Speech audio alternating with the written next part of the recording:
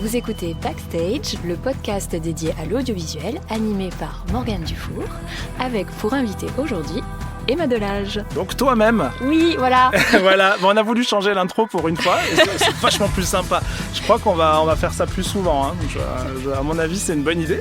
Donc bonjour tout le monde. Effectivement, on reçoit aujourd'hui Emma, salut, qui s'occupe du studio Camélia à Montpellier, studio de jeux vidéo. Exact. Et on va parler un petit peu de ton actualité, de ce que tu fais, du monde du jeu vidéo évidemment, et d'un petit peu d'actualité liée au monde du jeu vidéo. On a pour habitude donc dans cette émission de poser des questions en première partie à notre invité sous forme d'un profil artistique. Donc, ça va être un questionnaire, on va en savoir un petit peu plus sur toi et tes goûts. Oula. Eh ben on va commencer maintenant. Pas de pression. Alors tu vas voir, c'est facile, première question, prénom, nom. Ça va. Emma Delage. Bon, nationalité. Je suis française. Ton âge. Je vais avoir 35 ans en mai. J'aime bien les gens qui cherchent leur âge. Attends, je suis née en quelle année déjà? On va rester là-dessus, c'est bien. Profession. Je suis directrice créative au studio Camélia. Très bien. Depuis combien de temps tu fais ce métier? Alors, ça va faire bientôt 3 ans parce que l'aventure du studio Camélia, on l'a lancée en juillet 2021. Et avant ça, j'étais sur d'autres métiers. D'accord. Quels sont tes goûts musicaux? C'est assez éclectique. Je peux passer par du métal bien hardcore à de l'électro, de la trance, des musiques symphoniques. J'écoute beaucoup de musique de jeux vidéo. Donc, ouais, un petit mélange. Varié, quoi. Ouais, D'accord. voilà, ouais. Est-ce que tu es fan de littérature? J'aimerais lire plus. T'aimerais lire plus, ouais. Mais ouais, non, de là à dire que je suis fan, je pense pas quand même. D'accord, mais t'as quand même une œuvre qui t'a marqué, quelque chose qui t'a inspiré ou... Un livre du coup qui m'aurait marqué. Ouais, je reviens souvent sur La Nuit des Temps de Barjavel. Tu connais? Ouais. Ouais. Ça, c'est un livre que j'avais eu à lire en première. Et j'avais eu beaucoup de mal à rentrer dedans et tout. Et en fait, il y a un certain moment où voilà, on découvre un personnage et on apprend un peu sa culture. Et là, je me suis retrouvée complètement plongée dans l'univers. La fin m'a traumatisée. Et ça m'a beaucoup marquée, ouais. Et du coup, voilà, c'était quand j'étais jeune adulte. Ouais, donc c'est à l'occasion, comme beaucoup d'entre nous, hein, du collège, du lycée, de lecture. Finalement, il y a beaucoup d'œuvres qui marquent à cette époque-là. Après, voilà, Barjavel, du coup, je me suis dit à un moment, je vais relire un peu, enfin, je vais découvrir d'autres de ses œuvres. J'en suis un peu revenue, parce qu'il y a vraiment des trucs, ça date de son époque, hein, très clairement. Mais ouais, non, La Nuit des Temps, c'est un roman de science-fiction qui, je pense, était un des premiers romans de science-fiction que j'ai lu et... ouais, ça m'a un peu retourné le cerveau. Et la peinture dans tout ça? C'est beau, mais alors... C'est des dessins, quoi. Ouais, non, je vais passer pour une grosse ignare, tu sais. Non, mais t'inquiète, aucun problème. Mais ouais, non, la peinture, non, j'aime bien aller au musée, je vais connaître les œuvres les plus connues, quoi. Mais ouais, non, je peux pas parler dessus, clairement. Non, pas de souci. Non, j'aime beaucoup le jardin de Giverny de Claude Monet. Mais voilà, tu vois, je vais plutôt m'intéresser à ce que la peinture va représenter dans la vie réelle, quoi. Moi, j'adore vraiment tout ce qui est voilà, les plantes, la nature, la beauté de la nature, quoi, de manière générale, ouais. Et une autre forme d'art, peut-être, qui t'intéresserait? Le jeu vidéo. Bah ouais, j'allais y venir, ça tombe super bien, ça. Y a une question qu'on pose régulièrement qui est, t'es plutôt audiovisuel ou théâtre ou jeu vidéo? Bon là, j'imagine que la réponse, on l'a. Ah bah oui, la lecture. Voilà. Non, clairement, jeu vidéo, c'est une passion, c'en est une obsession, je pense même, et... Voilà, je ferais pas ce métier-là aujourd'hui si j'étais pas autant accro, quoi, c'est sûr. Et tu joues à quoi alors? Beaucoup de jeux, en plus particulier un genre qui s'appelle le JRPG, donc le jeu de rôle à la japonaise. Je pense en vrai c'est 99% des jeux auxquels je joue.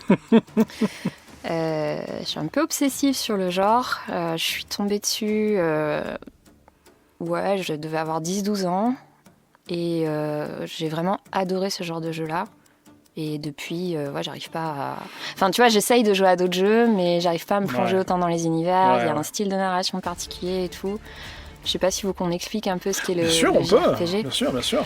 Donc, du coup, comme je disais plus tôt, c'est jeu de rôle à la japonaise. Donc, c'est un genre à la base qui a vu le jour au Japon et qui s'inspirait de Donjons et Dragons, mais du coup revu à la sauce japonaise, quoi. Et ce qui va différencier ce genre de jeu-là d'un autre jeu de rôle comme Baldur's Gate, par exemple, ça va être souvent le fait qu'on va être mis dans la peau d'un personnage qui est déjà défini, en fait. On va pas souvent, dans le JRPG, on va très peu créer son propre personnage ou se le personnaliser. Du coup, on va être plongé dans une aventure, dans un univers avec des persos qui sont attachants, qui font leur propre développement scénaristique et psychologie. On va découvrir, être immergé dans un monde. Le plus souvent, visuellement, c'est très très beau et c'est accompagné de musique enchanteresse. Et voilà. Tu vois, je lis pas beaucoup, mais j'adore les belles histoires et je pense que du coup, je trouve mon compte dans le JRPG. Donc en fait, ouais, tu te plonges dans l'histoire à travers le jeu vidéo. Ouais. C'est marrant parce que moi, j'ai eu un peu le même développement où je lisais. J'ai arrêté la lecture à un moment parce que le jeu vidéo, pour moi, c'était comme un livre, mais en vrai. Enfin, en vrai. Tu vois, enfin, on était plongé, on était acteur. On était actif, quoi. Ouais, tout à fait. Ouais. Et je pense aussi, quand on est ado, il y a aussi, par rapport à la lecture, la contrainte de, t'es à l'école, ta prof va te dire, tenez, vous avez ce livre-là, pardon. Ta prof va te dire, tenez, vous avez ce livre-là à lire pour dans 6 semaines. Et en fait, tu t'astreins, tu lis des trucs comme l'Assommoir d'Émile Zola. Bon, moi, personnellement, c'est pas le genre de lecture qui me font super rêver, quoi. Et du coup, la lecture devient associée à quelque chose de désagréable. Et en fait, moi, c'est que très récemment, là, je me suis remise à lire des bouquins de fantasy, cette fois-ci. Et c'est un genre que j'apprécie beaucoup. Et là, voilà, j'y retrouve ma came. Après, maintenant, c'est trouver le temps versus les jeux qui durent 50 heures et qu'il faut terminer, quoi. C'est ça. Et justement, est-ce que tu as, vu que c'est cet univers-là qui te plaît le plus, des jeux marquants ? Ouais, tout à fait. Moi, il y en a 2 vraiment qui m'ont vraiment marqué. C'était des jeux qui sont sortis autour des années 2000. Le premier, c'est Golden Sun. Qui était un jeu sorti sur Game Boy Advance. Je pense que c'est le premier vrai JRPG que j'ai fait. Et à l'époque, j'avais jamais joué à un jeu aussi développé scénaristiquement, avec une profondeur de gameplay, le côté stratégique. Si j'avais joué à Pokémon, qui est un JRPG aussi. Mais Golden Sun, vraiment, il y avait ce côté fantasy avec la magie des 4 éléments, le monde à sauver, les musiques, le système de combat. Enfin, tout ça, en fait, vraiment, ça m'a beaucoup marqué. Et du coup, ça influence les jeux qu'on développe aujourd'hui au studio. Et le deuxième jeu qui m'a fait me dire c'est ça que je veux faire plus tard, je veux bosser dans l'industrie du jeu vidéo, c'était Final Fantasy X. Voilà. Et oui. Mon premier Final Fantasy, parce que j'ai commencé à jouer assez tard, mine de rien, aux jeux vidéo. Mais celui-là, il m'a vraiment retourné la tête. Je me suis vraiment énormément investie dans cet univers, dans ce jeu. J'ai recommencé je sais pas combien de parties. Ça m'a fait rencontrer aussi des gens de la communauté Final Fantasy. Ça m'a ouvert des portes aussi. Et il y a un truc avec le scénario du jeu et ce que tu vis quand tu joues, quoi, quand tu bats des boss, ce que tu découvres dans le scénar, etc. Puis aussi tout ce qui va englober tout ça, quoi. C'est-à-dire les rencontres que tu vas faire, les choix de vie que ça te donne. Tu vois, dans ton approche, il y a un truc que je trouve très différent de ce qu'on peut voir aujourd'hui, c'est que toi, tu t'es servi d'un jeu, d'un univers pour aller nouer des relations externes. Là où aujourd'hui, de plus en plus, dans les jeux vidéo, quand on est vraiment gamer à fond, on va nouer des liens avec les gens à travers l'écran, mais pas forcément en vrai, dans la vraie vie, quoi. Mais parce qu'à l'époque, alors déjà, moi, je joue à des jeux solo. Les jeux multi, c'est sympa, mais à petite dose. Quand je joue à un jeu, j'ai besoin de me plonger dans un univers, quoi. Vraiment, je vais jouer pour le scénario avant tout. Et donc forcément, souvent, c'est des expériences solo. Et à un moment, voilà, j'étais ado, j'avais envie de rencontrer des gens qui avaient les mêmes passions que moi. C'était difficile de trouver des gens au collège, tu vois, qui avaient les mêmes centres d'intérêt, quoi. Et donc, du coup, via Internet, via les communautés en ligne qui étaient naissantes à l'époque, c'est comme ça que ça s'est fait. C'est rigolo. Et ben voilà, tu vois, on a fait notre première partie, tout s'est bien passé. Super. Facile. On va passer à la seconde maintenant.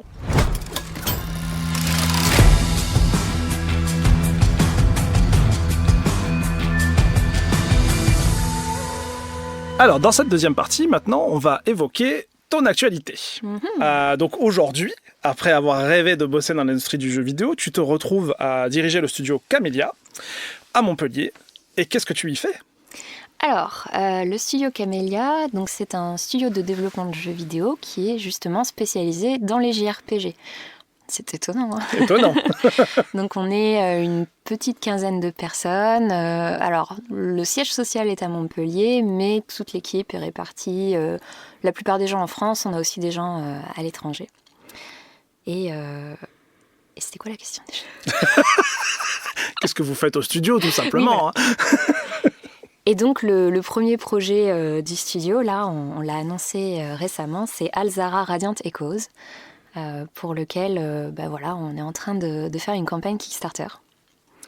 Et Alzara, c'est l'achèvement, on va dire, de toutes ces années que j'ai passées depuis mon adolescence, quoi, à me dire, tiens, un jour, je créerai un studio de jeux vidéo, on fera du JRPG. Et voilà, et donc c'est ce que c'est devenu. Et c'est inspiré de tout ce que tu as, toi, pu voir en jouant, où tu t'es dit, tiens, il manque des trucs dans ces jeux-là, et je vais y mettre ma touche, ou c'est quoi l'envie à travers ce jeu ? En fait, je pense quand tu as un projet artistique en tête, pour moi en tout cas, il y a une sorte de message que tu as envie de faire passer, quelque chose que tu as envie de partager avec les gens. Et c'est ça, en tout cas, moi, c'est ça qui va animer ma volonté créative, quoi. C'est vraiment de me dire, j'ai envie de parler de ça, quoi. J'ai cette histoire qui me vient en tête, j'ai ce message à faire passer et j'ai envie de l'exprimer. Et du coup, voilà, moi, mon médium d'expression, c'est le jeu vidéo. Et en fait, au moment de réfléchir à ce qui se passait, un peu la vision initiale pour Alzara, moi j'avais envie de créer quelque chose de très solaire, très vibrant visuellement, tu vois, et avoir un monde plein d'espoir, de porteur de valeurs quand même assez positives. Parce que à cette époque-là, on était autour de 2020-2021, la plupart des grosses sorties de jeux vidéo, c'était des thèmes très dark fantasy, mythologie nordique, etc. Ouais. Et moi, ça me fait pas kiffer, quoi. Je suis un peu team Nintendo, j'aime bien quand c'est bien coloré, etc. Et du coup, ouais, ça me manquait. Et justement, pour le JRPG, je me disais, mais... En fait, déjà, moi, j'ai envie de créer un univers comme ça. Puis bon, après, il y a eu des éléments de scénario et tout. Puis un message positif aussi à faire passer. Le message qu'on voulait faire passer avec Alzara, c'était l'importance du partage, le pouvoir du groupe face à l'individualisme. Et du coup, la construction du scénario et des thèmes du jeu et du gameplay sont vraiment centraux autour de ça, quoi. Il y a aussi une petite particularité dans le jeu, c'est que ça se passe dans un monde méditerranéen. Quelque chose qui est très neuf par rapport au JRPG. Ouais, tout à fait, ouais. Pareil, le JRPG, ils sont pour la plupart d'entre eux développés au Japon par des développeurs japonais. Le titre JRPG dit jeu de rôle à la japonaise. Attention, c'est pas jeu de rôle japonais. Parce que voilà, le genre est là depuis tellement d'années que maintenant, en fait, il n'y a pas de... il n'y a pas de propriété des Japonais à faire du JRPG. C'est tellement codifié que maintenant le mot JRPG va englober vraiment un style de jeu en particulier. Et au début, Alzara, c'était pas un jeu qui devait se passer en Méditerranée. En fait, c'est venu un peu plus tard. On était en train de faire la conception du jeu, donc c'est une des premières phases de développement d'un jeu vidéo où on réfléchit au gameplay, à l'univers, au scénario, etc. Et du coup, il y a eu une question qui s'était posée de quel biome, de quels environnements est-ce qu'on s'inspire en fait pour faire notre jeu. Et il y a eu dans cette mouvance de vouloir faire un jeu solaire, coloré, avec pour thème le partage. En fait, il y a une région du monde qui, à mes yeux, englobe vraiment cette notion-là, ce melting pot un peu culturel et tout. C'est le bassin méditerranéen. Et en fait, c'est un peu, quand on a réalisé ça, c'est un peu devenu comme une évidence de en fait, Alzara, ça va se passer dans un environnement inspiré par la Méditerranée. Et ce qui est super par rapport à ça, c'est que les JRPG, les derniers qui sont sortis, soit ils vont s'inspirer d'environnements modernes, genre tu vas être un étudiant dans un lycée au Japon, soit tu vas explorer un monde un peu dark, avec un peu classique dans sa mythologie et tout. Mais les productions de taille moyenne à grosse, en fait, sont très peu dans ce côté fantasy, solaire. Et en fait, pour nous, c'était un élément très différenciant. Vraiment, on se disait, en tant que studio Camélia, en tant que Français, avec un studio basé à Montpellier, en fait, c'est une légitimité en plus, tu vois, d'avoir un jeu qui se passe dans un monde inspiré par la Méditerranée. Ouais, bien sûr, ouais. Et pourquoi un Kickstarter ? Pourquoi un Kickstarter ? Nous, en gros, ça fait environ 2 ans qu'on travaille vraiment à fond sur Seed avec l'équipe. Et là, on a un projet qu'on a envie de présenter à la communauté des joueurs et des joueuses de JRPG. Et de voir s'il y a une volonté d'aller plus loin en fait sur ce concept de jeu-là, quoi. Donc c'est pour ça qu'on ouvre ce Kickstarter. Ça nous permet un premier contact avec les fans. Ça nous permet de tester la pile du projet. Et puis ça va nous apporter des financements pour faire d'Alzara, du coup, le projet qu'on rêve de faire, quoi. Parfait. Je sais qu'à côté de Camélia, tu as d'autres fonctions, a priori à Push-Start. Tout à fait. Qui est une association. Est-ce que tu peux nous parler un petit peu de ta mission et de ce qu'est Push-Start, en fait, de manière générale ? Donc Push-Start, c'est l'association des professionnels de l'industrie du jeu vidéo et futurs professionnels aussi. C'est une association qui regroupe aussi des étudiants.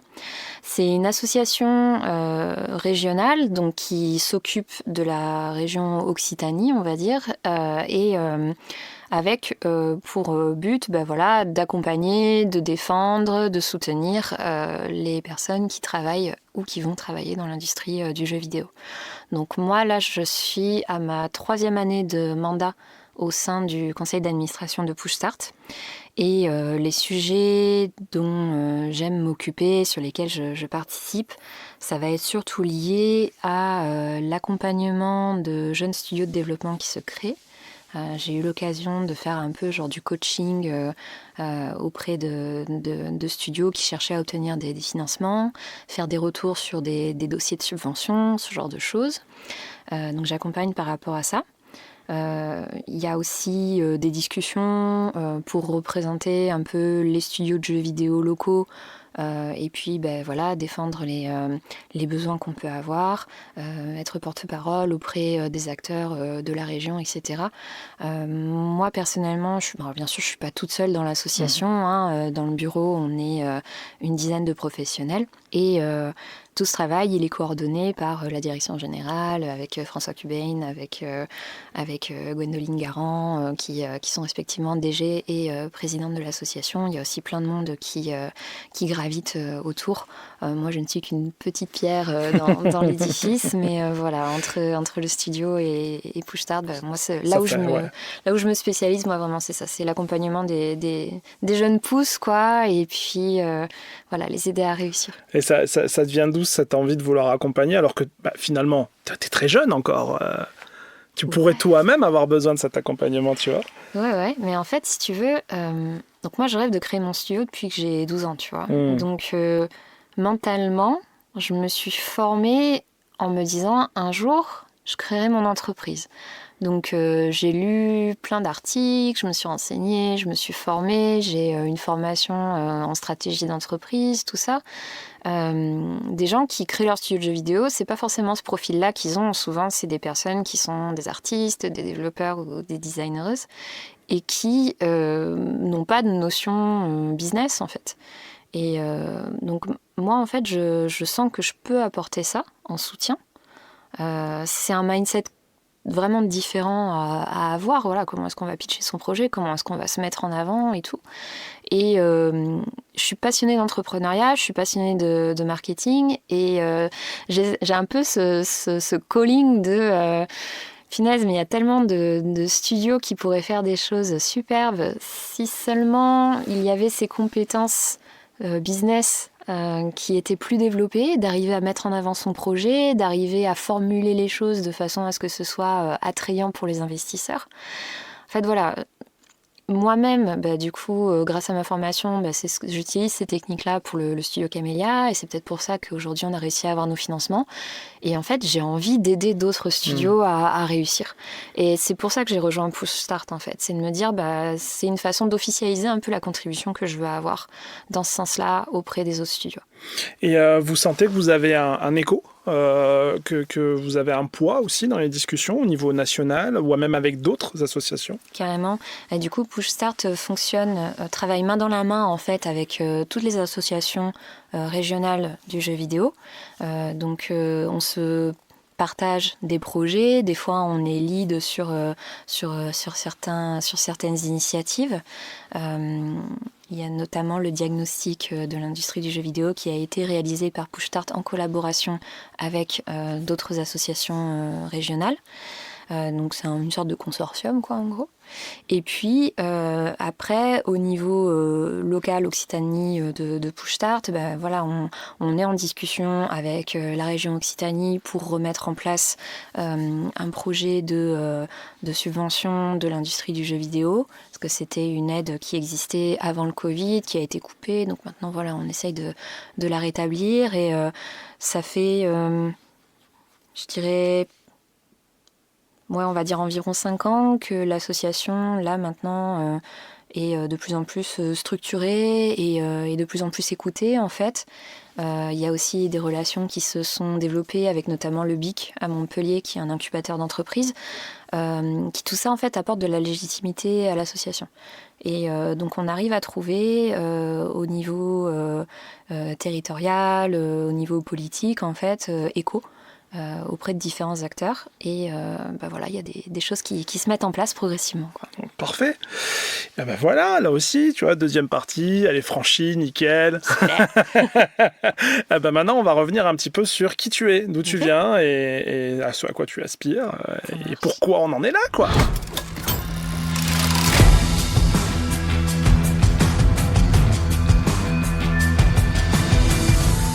Pour commencer, tu viens d'où ?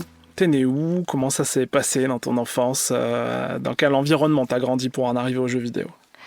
Alors moi, je suis née dans une petite ville à côté d'Angoulême, en Charente. Ah, t'es une Charentaise, c'est vrai, j'ai oublié. Et du coup, j'y ai grandi jusqu'au lycée, avant de partir à Toulouse pour mes études. J'ai passé... j'ai fait la majorité de mes études à Toulouse avec une petite année à Angoulême entre-temps. Et après, je suis partie sur Paris pour travailler, parce que dans l'industrie du jeu vidéo, c'est très centralisé. Enfin, un peu partout en France, je dirais, mais pour lancer ma carrière, je suis montée sur Paris. Ok. Mais alors, tu me parlais tout à l'heure du fait que tu avais commencé à jouer, tu avais environ 10-12 ans. Mais dans le même temps, tu me parlais du fait que tu avais développé un attrait pour le monde de l'entrepreneuriat. Ouais. Ça, est-ce que c'est des choses qui t'ont poussé à faire certaines études ? Ouais, carrément. J'ai commencé à jouer sérieusement à partir de 12 ans. En fait, mes parents étaient plutôt contre les jeux vidéo à l'époque. Genre, ça rend violent, tout ça. On a tous connu ça. Hein. T'es une fille, alors tu vas pas jouer à des jeux de garçons. Et en fait, j'avais le fils de ma nounou qui jouait à Super Mario. Donc, je me souviens des fois, on jouait à la Super NES chez lui, mais c'était vraiment très, très rare, quoi. J'avais des copines en primaire qui jouaient à Pokémon, donc du coup elles me prêtaient leur Game Boy et puis du coup je jouais en cachette, genre je me cachais sous les draps, sous les couvertures à la maison pour pouvoir jouer le soir, enfin, genre n'importe quoi, je me faisais choper, je me faisais engueuler et tout. Donc ouais, moi la relation que j'ai avec le jeu vidéo au début elle était un peu compliquée parce que je voulais jouer mais je pouvais pas, quoi. Donc je trouvais des moyens dérobés de jouer. Et je pense que cette frustration, cette privation, ça a pas mal déclenché des... Enfin, je sais pas, j'ai l'impression qu'à chaque fois je discute avec des gens qui bossent dans l'industrie, c'est un peu ça. Genre, il y a une sorte de privation qui a créé un intérêt. Marrant, ouais. Et moi, ouais, vraiment, j'ai pas pu jouer aux jeux vidéo autant que je voulais jusqu'à mes 10-12 ans. Et ce qui m'a permis de jouer plus souvent aux jeux vidéo, en fait, c'est que moi, je faisais du catéchisme. Voilà. Et ce qui est bien avec le catéchisme, c'est qu'on fait sa communion. Et à la communion, on a des sous. Et du coup, je me suis acheté une PlayStation 2 avec les sous de ma communion. Ils devaient être ravis, tes parents. Ah ouais, ils n'avaient pas le choix, c'était mon cadeau de communion. Mais voilà, bon, après, je les avais un peu travaillé au corps parce que, bon, entre la primaire et la communion, ils ont quand même un peu cédé. On a eu des Game Boy Color qu'on ne pouvait utiliser que pendant les trajets en voiture, histoire qu'on se la ferme un peu avec mes sœurs pendant le trajet. C'est quand on part en vacances, Exactement. Donc, du coup, ça avait un petit peu débloqué. Et puis, on avait un abonnement Canal Satellite où, du coup, on recevait Game One. Et je passais mes journées sur Game One, à regarder les clips de jeux vidéo, etc. Donc bon, ils sentaient quand même qu'il y avait un truc, quoi. Et bon, au bout d'un moment, voilà, de montrer aussi que les jeux, c'est pas des trucs avec des guns et des zombies et des gens qui meurent tout le temps. Je pouvais montrer sur Game One, par exemple, la cinématique d'intro de Final Fantasy X, qui est ultra poétique, avec la musique très belle, que j'avais appris à jouer au piano, etc. Donc forcément, mes parents ont commencé un peu à ouvrir leur chakra, on va dire. Et du coup, ça va. J'ai pu dépenser les sous de ma communion dans ma PlayStation 2. Et donc voilà, la PlayStation 2, puis ensuite Final Fantasy X, Mind Blown, tout ça. Moi, je suis l'aînée de ma famille, donc j'ai 2 petites sœurs. Et je sais pas si c'est pareil pour tous les aînés, mais voilà, j'ai toujours eu cette tendance à l'idée. Au niveau état d'esprit, j'ai toujours aimé mettre en place des projets. À chaque fois, je m'invente un nouveau projet à créer, etc. Enfin, vraiment, la mise en place d'un projet jusqu'à son exécution, moi, c'est un truc qui me fait kiffer. J'adore ça, quoi. Et du coup, l'entrepreneuriat, pour moi, ça a apporté cette possibilité-là, quoi, en fait. Donc, avant de me lancer dans l'entrepreneuriat, j'ai fait mes études. Au début, il y a eu un peu ce côté de légitimité à aller chercher, quoi, de se dire ouais, je vais pas créer ma boîte alors que j'ai jamais travaillé dans une entreprise, quoi. Donc, j'ai commencé en tant que salariée. Mais avec toujours cette idée en tête d'un jour créer mon studio. Et les gens qui ont travaillé avec moi, je me cachais pas pour leur dire, en fait. Ouais, Donc du coup, quand le studio a été créé, c'était là, enfin, tu réalises ton rêve, c'est cool. Et je pense que voilà, ces 10-12 années de salariat, en fait, ça m'a ajouté des cordes à mon arc, ça m'a permis aussi d'orienter ma carrière, de faire des choix en fonction de j'aimerais bien développer telle ou telle compétence, de monter des projets aussi on the side, de gérer des projets aussi d'un point de vue associatif, etc. Et de voir que ça me plaisait toujours autant, quoi. Et jusqu'à un moment où tu te dis, non mais en fait, let's go, quoi, on y va. T'as commencé où alors en tant que salarié ? Alors, en tant que salarié, si on compte les stages, pas exactement salarié, mais ma première expérience dans l'industrie du jeu vidéo, c'était dans un studio de développement qui à l'époque faisait des jeux Facebook et mobile, qui s'appelait What Entertainment, Okay. Once Upon a Time Entertainment. Le premier jeu sur lequel j'ai bossé s'appelait Compagnie et c'était un jeu sur l'entrepreneuriat. C'est génial. Donc comme quoi, il y avait un truc. Il y avait un truc. Ouais. Donc j'étais community manager à l'époque. J'avais beaucoup apprécié ce métier-là qui était orienté autour de la communication, améliorer le jeu avec les retours de la communauté, etc. Puis après ça, j'ai fait mon stage de fin d'études chez Square Enix France. Quand même.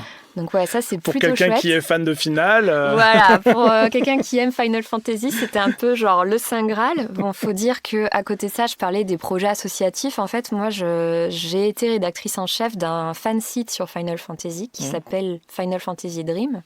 Bah, je connais. Voilà. Je savais pas que c'était toi. Alors, je l'ai pas été depuis la création du site jusqu'à plus tard. Moi, j'ai rejoint l'équipe à un moment et puis au début, j'écrivais des actualités. Et puis, l'ancien rédacteur en chef a quitté l'équipe et donc, du coup, je l'ai remplacé. Je crois que j'ai été rédac chef pendant 2 ans, quelque chose comme ça. Enfin, je faisais ça en parallèle de mes études. Il y a pas mal de gens qui allaient sur FF Dream à l'époque pour récupérer de l'émulation, des musiques. Oui, tout à fait. Jusqu'à ce qu'on se fasse taper sur les doigts par Square Enix en mode « Ouais, c'est pas très cool ça !» Voilà. Mais bon, ça m'a pas empêché de rejoindre Square Enix France où là, je me suis occupée plutôt des relations presse. Donc toujours la communication, mais avec les journalistes. C'était hyper chouette. On a fait l'annonce de Final Fantasy XIV, Rim Reborn. Il y avait...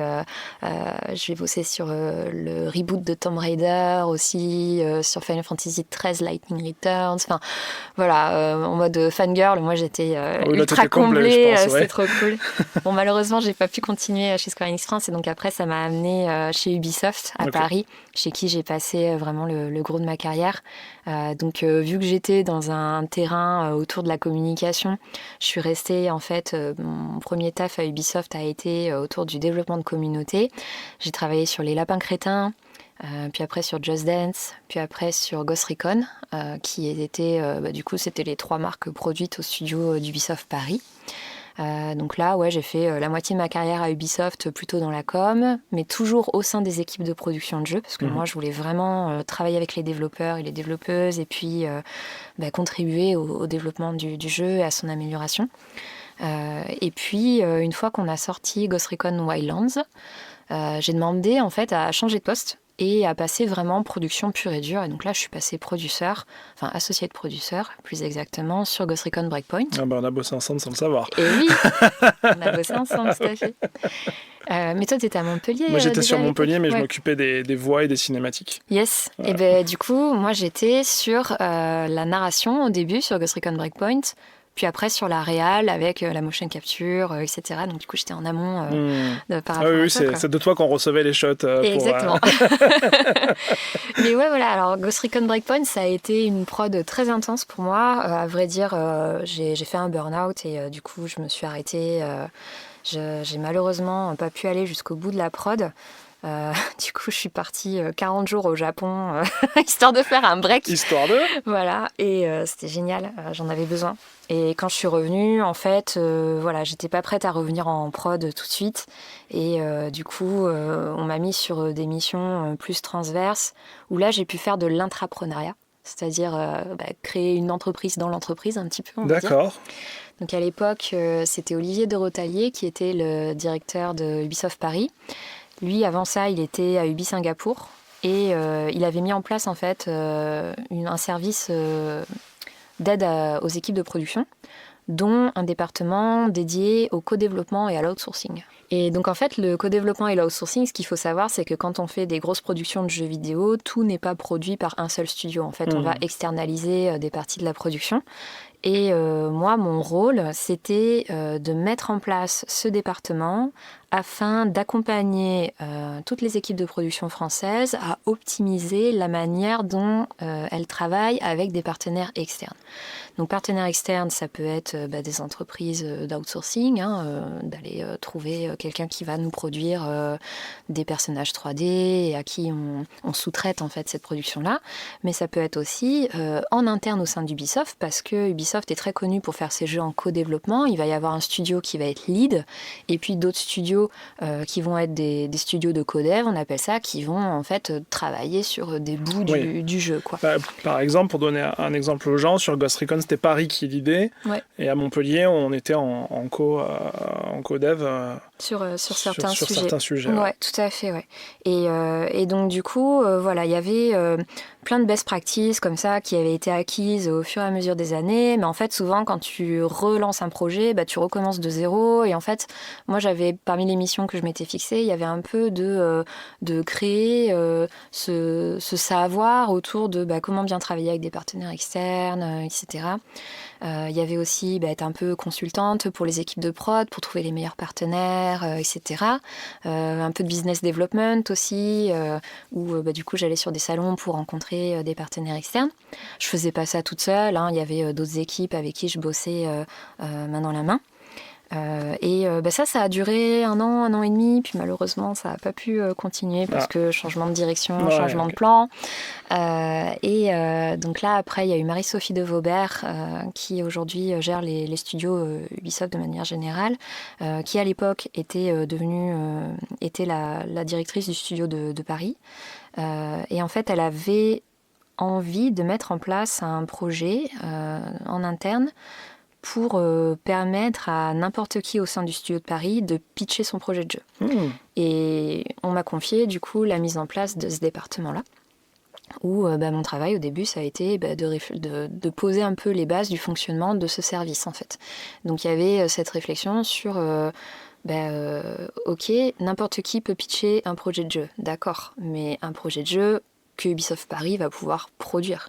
Et donc ça veut dire quoi ça ? C'est quoi un jeu Ubisoft Paris ? C'est quoi les spécialités du studio qu'on pourrait réutiliser pour ces jeux-là ? C'est quoi les tendances du marché ? C'est quoi les jeux qui marchent en ce moment et pourquoi est-ce qu'on devrait s'en inspirer ? C'était hyper intéressant d'un point de vue analyse, stratégie, etc. Et moi, c'est ce qui me fait vraiment kiffer, quoi. C'est vraiment, ok, là, tu me donnes un projet, je te donne les grilles de fonctionnement et tout. Et ouais, donc ça, c'était ultra kiffant. Et en fait, quand on a enfin annoncé ce service, en 1 mois, on a une 20aine de pitchs qui ont été proposés. Enfin, tu vois, il y avait vraiment en plus, ça répondait à un besoin au sein du studio de Paris de proposer des projets de jeu, quoi. Je peux pas en dire plus, malheureusement, parce qu'après, il y a de la confidentialité. Mais ouais, ça, c'était mon dernier poste à Ubi Paris. Puis c'était en même temps que le Covid. Ah bah oui, c'est ce qui fait évoluer beaucoup de carrières, le Covid. N'est-ce pas ? Et du coup, voilà, donc à l'époque, moi, ça faisait déjà 8 ans que j'étais sur Paris, c'est pas plus. Moi, j'aime la nature et les animaux. Et à Paris, à part des pigeons et du goudron, on voit pas grand-chose. Donc, je dépérissais très sérieusement. J'avais vraiment besoin de revenir au vert.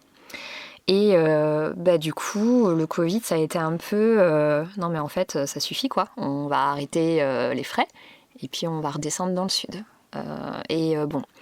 Angoulême, c'est un bon pôle pour le jeu vidéo, mais pour des raisons familiales, nous, c'était plutôt Montpellier, en fait, qu'on visait pour s'installer, qui est aussi un très beau pôle de l'industrie. Et du coup, j'avais demandé à pouvoir travailler depuis Montpellier au sein du BIM. Malheureusement, ça ne s'est pas fait. Et donc, j'ai démissionné. J'ai trouvé un poste chez Dear Villagers, qui est un éditeur de jeux vidéo. Et du coup, là, j'ai rejoint l'équipe de Dear Villagers. Donc, je suis revenue en marketing. Et là, c'était un peu fou parce que j'ai bossé sur 2 JRPG. Donc moi j'étais là, en gros c'est ce qui m'a fait signer, quoi. La fangirl, c'est bon, on y va, quoi. C'est super facile de te convaincre, en fait. Tu me mets des JRPG, moi je dis oui. Et en fait, ce qui s'est passé là, c'est pendant les 6 mois où j'étais chez Dear Villagers, je discutais quasiment tous les jours avec des développeurs indépendants. Et en fait, il y avait un truc là qui se passait là dans mon cœur qui était, mais quand est-ce que c'est ton tour, en fait ? Ouais, je te voyais venir. Il y a des gens qui ont créé leur studio, qui sont en train de faire le truc dont ils rêvent. Et moi, ça fait 10 ans, 15 ans que je suis en train d'y penser. Et je ne l'ai toujours pas fait. Et en fait, à un moment, j'ai fait non, mais vas-y, quoi. Donc, j'ai réussi à négocier une rupture de ma période d'essai pour avoir le chômage. Et je me suis dit, go, Studio Camélia, c'est parti, quoi. Ah, super. Alors, il y a un sujet que tu as un petit peu évoqué, que je trouve très intéressant, c'est le bien-être au travail, puisque tu parlais donc de ta phase de burn-out. Il y a beaucoup de gens dans l'industrie du jeu vidéo qui crunchent, qui ont des phases où ils sont beaucoup moins bien. C'est un truc qui a l'air de se généraliser. En tout cas, c'est l'impression que ça en donne quand on voit popper des articles et des choses un petit peu partout à travers le monde. C'est quoi ton regard là-dessus ? Alors, ça généralise, je pense que c'est pas quelque chose de nouveau. Je pense que c'est quelque chose qui existe depuis très longtemps, mais dont on parle de plus en plus parce que ce n'est pas normal. À l'époque, moi, quand on regardait Game One, là justement, il y avait des trucs en mode « Oh, regardez, ces développeurs, ils ont passé toute la nuit à travailler, ils dorment au bureau, waouh, incroyable !» Et il y avait un peu ce côté boys club aussi, où on est dans le toujours plus « Ouais, vas-y, on fait des jeux vidéo, c'est trop cool, etc. » Et bon, ça marche peut-être quand t'as 20-25 ans, que t'es plein d'énergie et que t'as rien d'autre autour, etc. Et encore, ça peut être un peu discutable dans le côté sain de tout ça. Mais voilà, en vrai, maintenant, en 2020 et quelques, le jeu vidéo, c'est un métier. Il y a des gens qui font des études pour ça. Enfin, on est rémunéré pour faire ça. Aucun travail ne mérite à ce qu'on se tue à la tâche, parce que littéralement, c'est ce que c'est. Le burn-out, c'est des gens qui souffrent. Parfois, ça peut aller jusqu'au suicide. Hein. Enfin, c'est des choses qui sont graves, alors que c'est qu'un travail. Et on ne fait pas du nucléaire, comme disait un de mes managers. Donc, personne ne va mourir, en fait. Et pourquoi est-ce qu'on se met autant de pression pour finalement juste des jeux, en fait? Et tu penses pas que ça vient peut-être aussi de la hiérarchie ou d'un producteur qui est au-dessus ou d'un manager qui te dit non, là, faudrait peut-être rendre parce qu'on gold demain, là, faudrait peut-être que tu... Tout à fait. Donc, il y a... En fait, je pense que personne n'a envie que les gens dans son équipe crunch. Tu vas voir un manager, il va pas te dire « Si, il faut cruncher ». Enfin, il y a des gens qui ont eu des takes pétés en disant aucun bon jeu vidéo ne s'est jamais fait sans cruncher ». En fait, pour moi, c'est pas parce qu'on dit ça qu'en fait, on peut pas changer les choses. Pour moi, le crunch, c'est le résultat d'un mauvais management, en fait. Et de dire bah oui c'est normal, c'est la règle, bah non, c'est comme de justifier le fait que tu travailles mal, quoi. Pour moi c'est inacceptable qu'un projet de jeu coûte la santé des personnes qui ont travaillé dessus. Surtout que c'est des personnes qui sont passionnées par ce qu'elles font, c'est des personnes qui viennent d'un milieu artistique. La créativité, si tu la surmènes, elle s'épuise en fait. Donc c'est aussi tout un vivier de créateurs et de créatrices qu'on épuise et qu'on retrouve plus après, quoi. Donc on a besoin de préserver cette créativité, on a besoin que l'industrie se renouvelle. Et pour moi, le rôle que doivent jouer les dirigeants, les dirigeantes, manageuses, c'est de s'assurer que l'équipe produit dans des conditions de travail qui sont saines. Et voilà, moi j'ai vécu en effet un burn-out, j'ai vécu des situations de crunch, à bosser jusqu'à 5h du mat et à reprendre le boulot à 9h le matin, à bosser sur des horaires décalés. Ça c'est, voilà, quand t'as l'énergie pour le faire, tant mieux, mais en fait au bout d'un moment tu pètes des câbles, quoi. Enfin, tu fonctionnes plus. Et justement, en créant le studio Camélia, il y a eu aussi un moment où cette réalisation de meuf, là, à un moment, là, tu vas créer une boîte qui pourrait faire subir ça à ses employés, en fait. Mais qui pourrait aussi changer les choses. Et qui pourrait aussi changer les choses. Donc, j'ai choisi la deuxième voie, bien sûr, de faire changer les choses. Et vraiment, ça, c'est inscrit dans l'ADN du studio. Il n'y a pas de crunch, il n'y a pas d'heure sup. Si les gens dans l'équipe ne sont pas en mesure de livrer des choses, en fait, on revoit le planning, on cut des choses, on essaye d'en parler en amont. Donc après, c'est une gymnastique aussi qui est demandée à l'équipe, de savoir un peu gérer son temps, de dire « ok, là c'est trop », et ça se fait progressivement, quoi. Mais il n'y a aucun travail qui demande à ce que des gens se tuent à la tâche. Ouais. Oui, et c'est malheureusement un truc qu'on entend encore beaucoup trop, pas que dans le jeu d'ailleurs, hein, mais le jeu a un peu ce tampon en fait, il faut en baver pour sortir un truc bien, c'est quelque chose qu'on entend encore aujourd'hui. Tu vois les personnes en école de jeux vidéo là, qui font des piscines ou des trucs comme ça, là, mais il faut arrêter avec ça en fait. Enfin, on inculque à des jeunes adultes que travailler c'est se tuer à la tâche. C'est malsain au possible en fait. Avec l'excuse de oui c'est comme ça dans l'industrie, ouais mais en fait on reproduit juste des choses qui sont malsaines.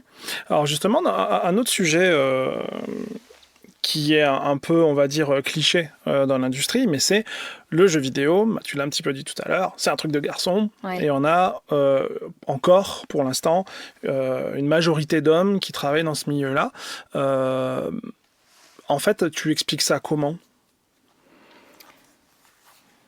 Je pense qu'il y a un côté historique, donc il y a la vision de les jeux vidéo c'est pour les garçons. Nintendo par exemple à l'époque marketait leurs consoles pour les garçons, donc il y a un peu ce côté culturel de voilà c'est des jeux de garçons. Il y a aussi, je pense, un peu ce côté chasse gardée, dans le sens où quand tu fais des études, il va y avoir des études qui sont plus pour les femmes ou plus pour les hommes. Et les études en informatique, par exemple, c'est plus des choses qu'on voit pour les profils masculins. Ça, c'est encore d'actualité maintenant. Je n'ai pas de gens dans mon entourage qui ont 15-16 ans, tu vois, à l'époque où tu te décides un peu ce que tu veux faire plus tard, donc je peux pas trop dire, mais je pense, de ce que je lis sur Women in Game, qui est une association qui a pour but de promouvoir la diversité dans l'industrie du jeu vidéo, qu'il y a plein de jeunes femmes qui se censurent, qui aimeraient développer des jeux vidéo, mais qui n'osent pas. Moi-même, par exemple, quand j'étais ado, j'osais pas dire que je voulais travailler dans les jeux vidéo parce que j'avais peur qu'on pense que ce soit pas sérieux. En plus, moi, j'étais en mode première de la classe, donc dire que je veux faire du jeu vidéo, d'où ça sort. Ouais. Donc il y a cette peur d'être mal perçue, de pas assumer un truc qui fait kiffer, en fait, juste parce qu'on n'a pas envie d'être jugé, parce qu'on sait qu'il y a des gens qui véhiculent ces clichés sur c'est pour les garçons, ou c'est pas sérieux, ou quoi. Et donc, je pense qu'il y a plein de jeunes femmes qui se refusent, en fait, de faire des études de jeux vidéo à cause de ça, à cause de ces préjugés et de cette peur d'être jugée. Il y a aussi le côté boys club, c'est-à-dire que tu pourrais avoir quelqu'un qui a envie de devenir programmeuse, mais qui sait que peut-être elle va être la seule personne non-homme de la promo, et qui va peut-être devoir subir pendant 2, 3, 5 ans des remarques sexistes, et j'en passe et des meilleurs, quoi. Donc faut être sacrément convaincu que c'est ce qu'on a envie de faire pour y aller. Donc déjà, je pense qu'il y a un écrémage qui se fait par rapport à ça. Ne serait-ce qu'au niveau des études, il y a un impératif pour les écoles à recruter des personnes issues de la diversité. Parce que ça aussi, ça va avoir un impact sur les jeux qu'on fait. Si les jeux, c'est toujours fait que par des hommes blancs hétéros, en fait, on va avoir toujours un peu les mêmes jeux, et l'industrie, elle va pas se développer, elle va pas grandir, elle va rester toujours à faire les mêmes recettes, quoi.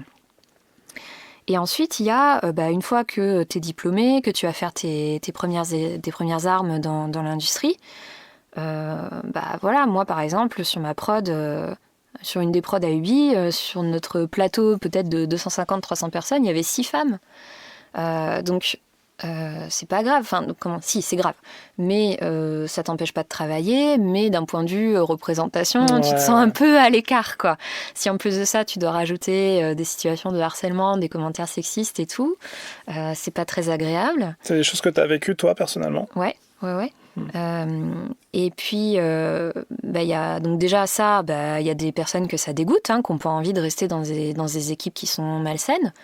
Il y a aussi la dureté du travail, de se dire ok, s'il faut faire du crunch tout le temps, en fait c'est pas le style de vie que j'ai envie d'avoir. Donc, mais même ça c'est indépendant du genre ou du sexe, mais non, mais ça en rajoute.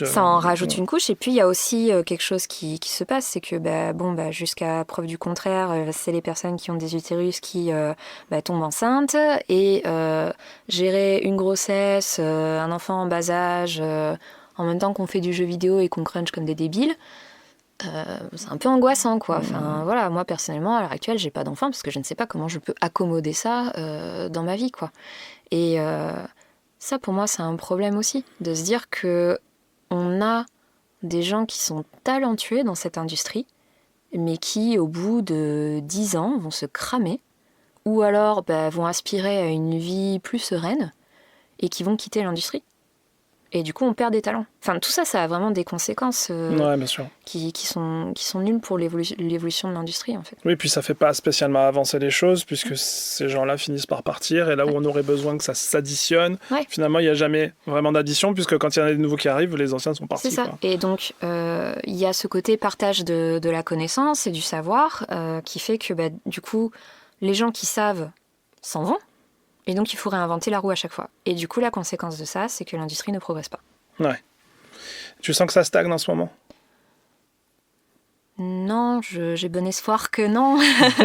Notamment parce que le studio Camélia est là. Voilà, non, mais en vrai, voilà, oui. il faut aussi qu'il y ait des gens qui soient assez accros pour lancer des studios, pour avoir envie de changer les choses, qu'il y ait des personnes au sein d'entreprises établies qui se battent pour faire en sorte de mettre en avant ces problématiques, d'impulser du changement en interne. Et courage à ces personnes-là, parce que souvent on se retrouve face à des murs, on passe pour les allumés du bocal, etc., parce qu'on veut changer le statu quo. Mais en fait, on a besoin de ça. On a besoin qu'il y ait une prise de conscience. Et il y a des gens qui le font. Il y a des gens pour qui c'est dur, parce que du coup, se retrouvent dans des positions où elles sont en conflit avec leur hiérarchie. Alors que, en vrai, ça pourrait être une évolution normale, en fait. Ouais, bien sûr. Donc voilà, je pense qu'il y a un changement qui est en cours, mais qui est lent, mais qui va quand même se développer parce que les nouvelles générations aspirent aussi à des conditions de travail qui sont meilleures. Et qu'au bout d'un moment, sortir des shooters multijoueurs avec que des hommes blancs dans le casting, ça vend plus, quoi. On s'en lasse, quoi. On a besoin de diversité, on a besoin de se renouveler, quoi. Ouais, ok. On a pour habitude de terminer toujours sur une question un petit peu actuelle. Okay. Là, c'est tout trouvé. Tu en as déjà un petit peu parlé aussi, tu vois. Donc, t'as anticipé. La crise la crise du jeu vidéo qu'on a eu là, qu'on a toujours d'ailleurs actuellement. Tu as donné quelques pistes sur le Covid, notamment. Tu peux développer un petit peu, donner ton point de vue par rapport à ça, expliquer pourquoi c'est aussi difficile en ce moment et qu'il y a autant de licenciements. T'as combien de temps là On va essayer de faire court quand même. Non, mais en gros, voilà. Pendant le Covid, en 2020, comment est-ce qu'on finance une entreprise en ayant des investisseurs ou en s'endettant ?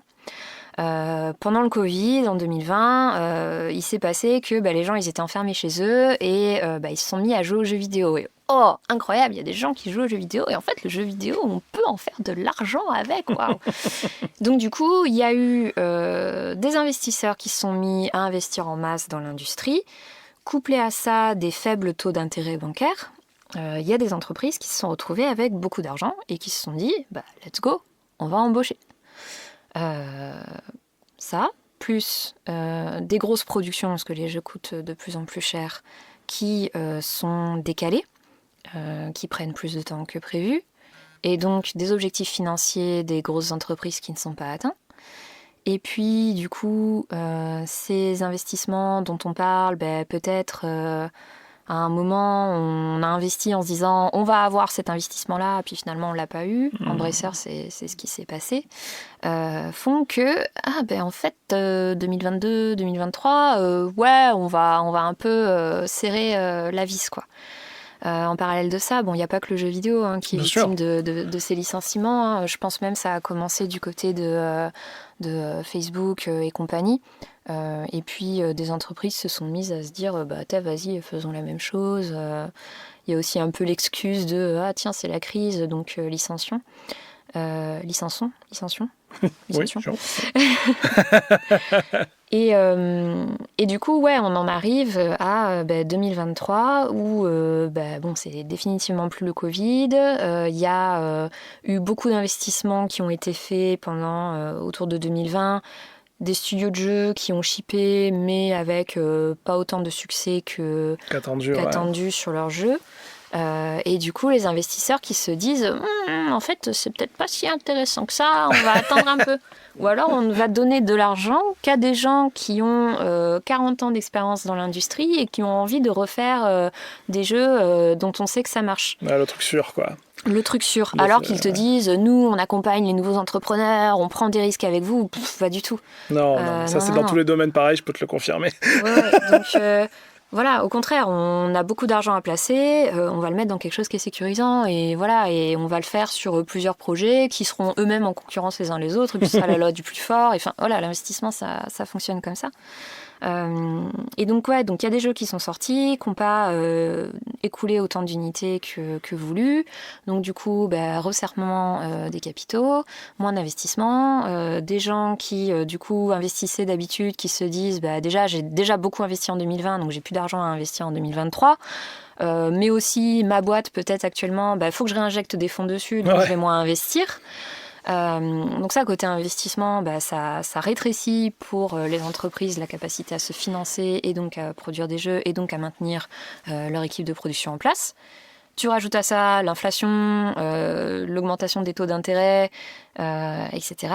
Du coup, tu peux plus te tourner ni vers les investisseurs, ni vers les banques. Et si tu es en train de produire ton jeu, qui va être ta rentrée d'argent future, comment est-ce que tu fais rentrer de l'argent maintenant pour financer ta production, quoi. Donc il y a énormément de studios qui ferment leurs portes en ce moment, il y a des éditeurs qui ferment leurs portes, il y a des gens qui se mettent en stand-by. Et voilà, là, l'année dernière, en fin d'année dernière, à la Gamescom en août 2023, quand j'y étais, on me disait au mois de février, ça va reprendre. Au mois de février, c'est en avril-mai, ça va reprendre. Et puis là, maintenant, c'est non, mais ça va reprendre à la fin de l'année, serrer les dents jusqu'en 2025. C'est là, mais enfin. Ouais. En fait, il y a un truc aussi, c'est que quand tu as une bonne idée de jeu, quand toi, là, tu es en recherche de financement, tu vas aller pitcher ton projet, c'est maintenant que tu as besoin d'argent. Et oui. Et les investisseurs en face, potentiellement, ils ont de l'argent, mais ils le gardent au cas où. Et du coup, ils ne dépensent rien. En fait, on est un peu dans un truc où on se regarde tous en chien de faïence, là, en mode allez, le premier qui y va et tout. C'est complètement la sensation que ça m'a donné dans les différents festivals, les derniers que j'ai fait. Ouais. Et en fait, il y a ça, couplé au fait que la presse dise des trucs comme ça reviendra pas avant 2025. Moi, je suis persuadée qu'il y a des gens qui lisent ça et qui se disent ok, on va attendre. Ouais, c'est sûr. Et du coup, ça a cet effet boule de neige qui font que pour ton financement, c'est compliqué, quoi. Ouais.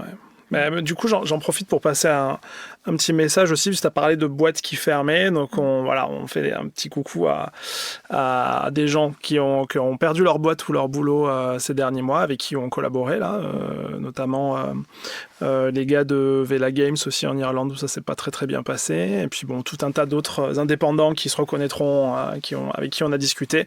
On espère que ça ira mieux pour eux. On a aussi actuellement des partenaires avec qui on travaille, on sait que c'est pas évident aussi, on est un peu sur la sellette. On espère que ça va fonctionner, quoi. Mais c'est pas une période rigolote.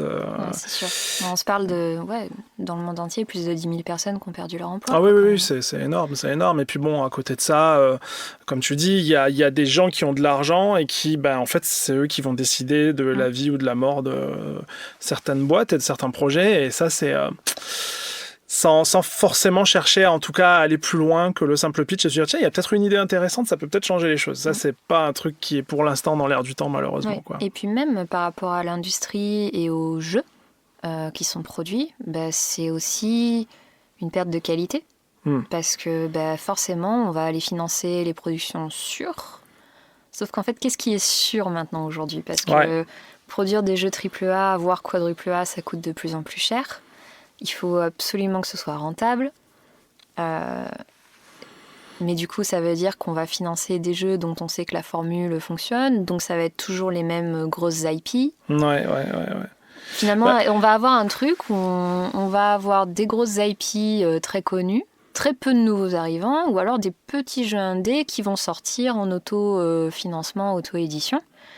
Et ça, pour moi, c'est un drame, quoi, parce que la créativité au sein de cette industrie, ça fait partie de ses forces. Mais je pense qu'on n'a pas vu encore le bout du tunnel, parce que là, tu vois, quand on entend des déclarations dans la presse, par exemple de Guillemot, qui détient Ubisoft, qui parle de la sortie de Skull and Bones en disant que c'est un quadruple A et que donc ça mérite d'être plus cher.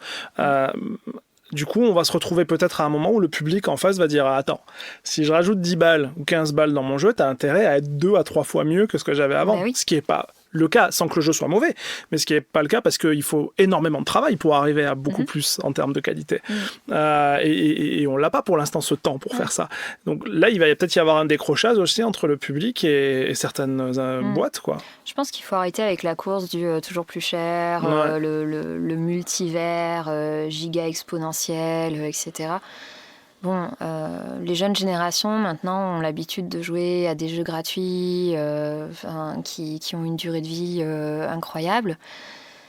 Est-ce que c'est soutenable pour l'industrie sur le long terme? En fait, ça, je sais pas. Je suis vraiment très curieuse de voir comment ça va évoluer, parce qu'on va pas pouvoir augmenter le prix des jeux indéfiniment, surtout dans un contexte inflationniste. Et encore que je suis très surpris des chiffres de vente de la PS5 ou de certains jeux dans le contexte actuel où les gens n'ont pas forcément les moyens. C'est assez... C'est ça, mais même tu vois, Microsoft, là, ils ont annoncé il y a quelques temps qu'ils allaient sortir leurs jeux sur les consoles de leurs concurrents. Bon, c'est qu'il y a aussi, même pour les constructeurs, une difficulté à rentrer dans leurs frais avec leurs jeux, comment on appelle ça, enfin pas propriétaires, mais exclusifs. Quoi. Le contenu exclusif, ouais. Donc ce sont des temps intéressants pour l'industrie. Et ben voilà, on arrive au bout de l'émission. C'était super intéressant. J'ai appris plein de trucs. C'était cool. Est-ce que tu veux clôturer l'émission vu que tu l'as débutée? Ouais, carrément. Allez. Alors peut-être déjà on peut finir sur un truc un peu plus joyeux que ça. Ah bah ouais, je veux bien. Ouais, non, les jeux vidéo, ça reste quand même l'occasion de découvrir des univers qui sont fous, de développer des histoires et des mondes qui font s'évader. Et en tout cas, voilà, moi personnellement, c'est ce qui me fait ultra kiffer dans ce métier. Je rappelle, si jamais ça vous intéresse, on a notre jeu Alzara Radiant Echoes qui est actuellement sur Kickstarter. Si vous avez envie d'en savoir plus, renseignez-vous du coup sur la page de la campagne. Merci pour votre écoute. C'était Backstage. C'était Backstage, tout à fait. Ouais, bien. Et oui, n'hésitez pas à aller voir la page du jeu sur Kickstarter, à aller soutenir le studio. Ils en ont besoin. En plus, le projet est chouette. Merci. On peut en parler. Nous, on a un petit peu vu, c'est cool. Donc, on se retrouve bientôt, peut-être, pour un développement. Peut-être que la prochaine fois qu'on se parlera, le jeu sera sorti. Il y aura eu des millions de ventes. Et, on espère. Et bien, à une prochaine. Yes. Merci. Morgane. Merci à toi, ciao.